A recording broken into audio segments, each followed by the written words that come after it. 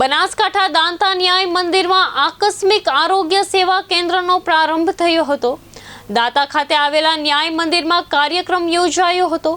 Danta principal civil court ન્યાય મંદિરમાં આજથી સેવાનો પ્રારંભ થયો છે। આથી વકીલો, પક્ષકારો અને સ્ટાફના તાત્કાલિક પ્રાથમિક સારવાર મળશે। પાલનપુર પ્રિન્સિપલ કોર્ટના ન્યાયાધીશ અમિત કણાની પણ હાજર રહ્યા।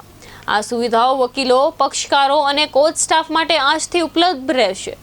દાંતા પ્રિન્સિપલ સિવિલ કોર્ટના ન્યાયાધીશ, સરકારી વકીલ સહિત વકીલો મોટી સંખ્યામાં જોડાયા હતા।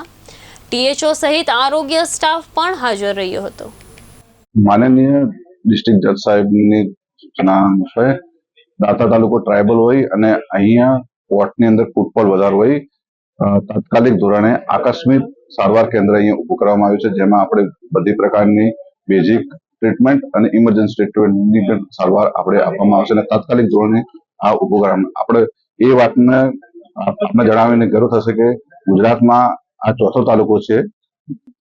ન્યાય સંકુલમાં મેડિકલ સેન્ટર ખોલવામાં આવ્યું છે।